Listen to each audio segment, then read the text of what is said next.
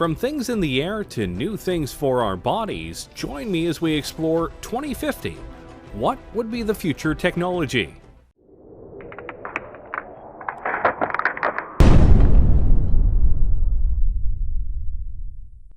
We are in the year 2020, and if we're being honest with ourselves, technology is incredibly advanced, and we're making strides that can push things even farther. We have cars that are much safer than they've been in the past decade, and we're even making fully electric cars that can help save the planet. There are even plans for self-driving cars and even self-driving Ubers that make the future of transportation very exciting. And that's just one technology that we're growing at a fast rate. What about all the others that are out there? What will technology be as we get closer and closer to 2050? Let's start with one that well and truly could happen very soon. Drones. Wait a minute, drones are already here. And yes, they are. But more times than not, the drones you are seeing are small, piloted by people who are just trying to have some fun, or the ones that are used by the military right now for strikes and surveillance. All very fun, but in the future, drones could be an integral part of our daily lives. You've likely seen shows and people talk about how in a few years drones could be the new delivery services. Anything from pizza to Amazon packages and more. And honestly, that's very probable. Drones right now can be incredibly sophisticated, and some TV shows actually use them for sweeping and aerial shots as they film. It's very cool, but to do deliveries, they'd have to be a little bit more programmed, as human error no doubt would be a very big buzzkill. Not that it's impossible right now, it's more of a question of numbers, logistics, costs, and making sure that the deliveries themselves are done in a methodical and careful manner. After all, it's bad enough when delivery people don't care enough about our packages and they just throw them onto the porch and potentially break stuff. The last thing we need is that to happen with drones. But by 2050, we may not only have drones delivering our packages, we might be looking up at the sky and seeing drones flying all over with incredible speeds and accuracy. And they potentially could be all run by AI. The potential is there, and by that point, various upgrades to drones and their programming will no doubt make them all the more efficient, durable, and quick. And potentially, they could go beyond basic deliveries for people and do emergency work. Imagine a drone taking a vital piece of medical material to a hospital to ensure it doesn't get stuck in traffic, or helping watch over an important convoy to let people know on the ground if there's trouble. There are many ways that drones could affect our world. The only question is, will we let them by 2050? Let's keep going with transportation, shall we? Right now, one of the biggest ways to get around the countries we live in are trains. Trains ferry people and all sorts of cargo around in an efficient and reliable manner, which is why they've been in use for hundreds of years. But if we're being honest here, while trains are efficient and reliable in certain ways, they aren't exactly fast, especially when it comes to passenger and freight trains. They can take a long time to get to their destination, and at times, it's more logical to take other modes of transportation, which is why companies are making special kinds of trains that can go much faster. You know of the magnetic trains of Japan, no doubt, but others like the Virgin Hyperloop are trying to push things even farther. Passengers or cargo are loaded into the Hyperloop vehicle and accelerate gradually via electric propulsion through a low-pressure tube. The vehicle floats above the track using magnetic levitation and glides at airline speeds for long distances due to ultra-low aerodynamic drag. Science fiction? Hardly. In fact, the first vehicle of the Hyperloop has already been tested and proven, and some larger tests are being scheduled for the next few years. And if this works, traveling across the country will be much faster. How much faster? The Hyperloop aims to send people shooting across the tubes that they make at a rate of about 600 miles per hour. Which means if they were able to do this across the entire United States from east to west, or vice versa, you could travel across the whole country in about 5 hours, give or take.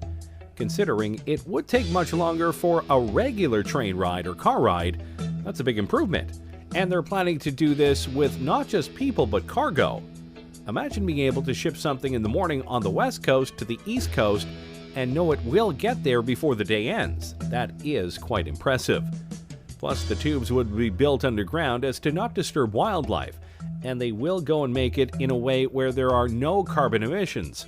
So they're fast, they're reliable, and they won't harm the planet. Seems like a win all around. Of course, you do have to wonder what it would be like to be on a 600-mile-per-hour train thing, but hey, we'll just find out soon. And by 2050, this could be one of the main modes of transportation around the world. Before we show off even more technologies we could have by 2050, be sure to like the video and subscribe to the channel. That way you don't miss any of our weekly videos. Okay, we've had some fun ones, but now let's go deeper down the rabbit hole and talk about the ones we all fear. AI. Yep, artificial intelligence. And no matter what way you look at it, people are seriously trying to make it happen, and make it happen soon. AIs are literally everywhere, including in your cars, and in your homes via devices like Alexa, which are indeed forms of AI. And there are things like Watson that is so smart that it could beat two Jeopardy legends. So by 2050, AI could be so advanced that our cultures, our world, could literally be run by them in a logistical and computing sense, or in a Terminator humans are obsolete sense. And believe it or not, we're closer to that than you might think. Google's DeepMind isn't there yet, but really I'm sure they'll probably discover those things along the way. And by 2020, it's possible their computer could be superhuman and could be conscious, Pearson has said.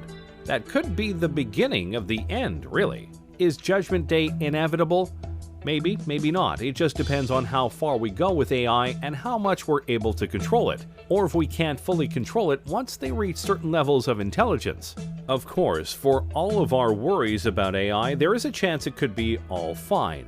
Imagine if the lighter side of sci-fi comes through in regards to AI, and we get a bright future powered by AI. Think about it. What if by 2050 we each get our own unique AI?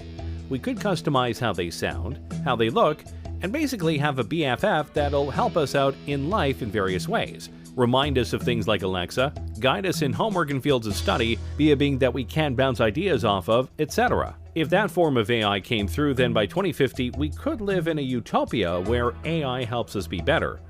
Until they revolt and we have iRobot going on. But hey, let's not dwell on our potential doom. Let's show off another technology that many people are hoping for. Space travel.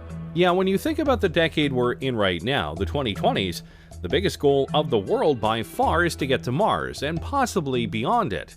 But it's not just about landing there, though that would and will be a crowning achievement for humanity in the decade and in recent times. More importantly than just landing there, though, is the ability to start setting up the first human colony on another planet. We've been to the moon many times, but we haven't tried to live there for various reasons.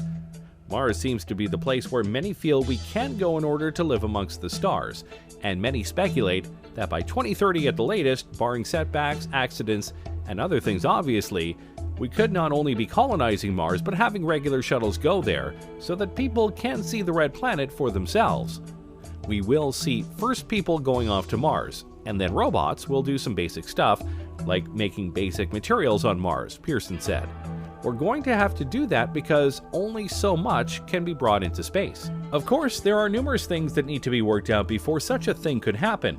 But we have top men on this, including Elon Musk and the SpaceX program, Jeff Bezos via his Blue Origin company, and more. Each of them, and NASA among others, are working on not just getting us back into space, but getting us there via cheaper, smaller, and reusable spacecraft, something that honestly has been a setback for the space program over the last 20 years. But if we are able to do it, if we are able to get to Mars, get there faster, and be able to colonize it, then by 2050, who knows where we will be? We could have multiple colonies on Mars, maybe some on the moon, and maybe even colonies on moons like Titan and Europa, which some think could be even better places to colonize than Mars. It's possible, but obviously Mars is the place that we are aiming for right now. With each step into space, humanity grows larger in the universe, and who knows just how many of us will be out there by 2050. Alright, now let's dive into something really sci-fi: prosthetics. Yeah, I know that right now prosthetics are very limited and at times a bit pointless, but if we were able to fully utilize computer technology to its fullest and make prosthetics that are fully compatible with the human brain and body, then the sky is the limit.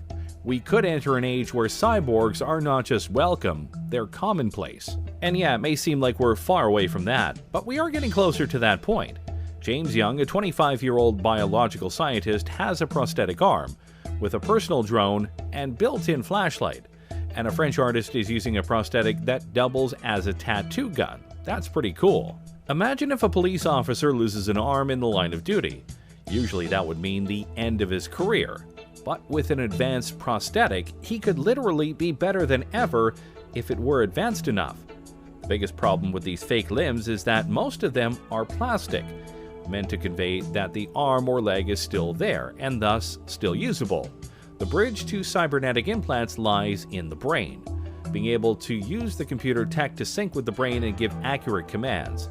We haven't fully bridged that gap yet, but when we do, dang, life is going to get a lot more interesting. And don't forget, these prosthetics could be used in many ways other than helping people with lost limbs. They could be put onto other objects, or potentially even be worn as exoskeletons when needed. Think of it like Jax from Mortal Kombat. Some people could even ask for implants to be put into their arms or legs to give them an extra boost, like TJ Combo from Killer Instinct. 1. I like video games, and they have plenty of cybernetic people. The point is, by 2050, if these things are made, a lot of people won't feel broken or weak anymore because they've lost limbs or the abilities of their arms or legs. They'll be whole again, and be able to do things just like they were before, if not better. And that's a future we should definitely be trying to live for. Now let's go to something a bit more unique. Look at yourself right now. Specifically, look at the clothes you are wearing right now. What are they made of? What do they feel like? What do they look like? Of all of these answers, I bet none of them are, they look like they could give me superpowers, because they can't. Not yet, anyway. Think about it like this. What if the clothes you are wearing right now felt the same, looked the same, but could do more? With the growth of nanotechnology, your clothes could potentially be embodied with various materials or technologies that help you improve your strength, durability, and more. For example, what if you had a shirt on that was light as a feather, but could absorb impacts and leave you with no injuries? That would be pretty impressive and important, especially in this age of gun violence we live in. Or what if the uniforms of firefighters made them completely heat-resistant and burn-proof, further ensuring that they are able to do their jobs without much risk to their lives? The technologies that we can put into clothes is out there, and some people are working on it right now, both in terms of multiple functions, but also cosmetic appeal. Imagine if by 2050 we have the ability to craft whatever kinds of clothes we want, and even select what kind of abilities they have. Imagine you wear a special kind of top that has a special pattern on it, and when you press a button or say a keyword, that pattern unfolds and suddenly you have wings on your outfit. Wouldn't that be cool? If done right, this could be the newest wave of fashion and style in the future. See, the future is hip. I'm sure that last one left you drooling, so let's temper your expectations and talk about school. Yes, it sucks, and learning can be a chore, but in the future it may be a lot more interactive. Over the last decade or so, computers in schools have been a must-have for various courses. But if the advent of virtual reality simulations come through as many expect them to, it could lead to all sorts of innovations in the classrooms that could help kids with what's going on. You could take students to an environment in the past and show them what was happening, like watching a battle taking place, Pearson said. You can explain that sort of thing more easily if they can see it happening than if you are looking at a textbook. Oh yeah, history and geography classes would be much more fun, that's for sure. Or imagine an audiobook, but instead of just an audio, you could see the characters coming to life before your eyes, and you watch them interact with others. Heck, school plays could have projected environments to make things seem more real. And of course, you could have virtual tutors to help you with problems that the teachers aren't able to help with. Education is definitely something that can benefit from advanced technologies, and by 2050, our school systems could be so revolutionized that you have to try really hard to fail class. Though I'm sure some of you would still try. Finally, let's talk about something that I'm sure you'll be horrified to hear. In the future, you likely won't need a phone. I know you're stunned, but think about it. Right now, smartphones are becoming more and more advanced every single year. New features, new programs, etc. But by 2050, your phone won't likely need to exist because you'll have access to it and more via something else. What exactly? That depends on the technology. But for this example, let's imagine a wrist gauntlet. Instead of typing up a number, you simply have to say "call mom," But obviously, the Gauntlet could do much more than that. It'll likely have a holographic screen that you can use to look up information on a much bigger keyboard. And depending on what sci-fi future you believe will have, it'll have things that can scan objects, detect dangers, warn you about upcoming problems, and may even have an AI companion. So yeah, your phones are important right now, but in the future, more than likely not. Thanks for watching, everyone. What do you think of this look at the future and what it might entail? Can you guess which of these things we'll actually have in 2050? What thing do you personally want to have now and not later? Let me know in the comments below. Be sure to subscribe, and I'll see you next time on the channel.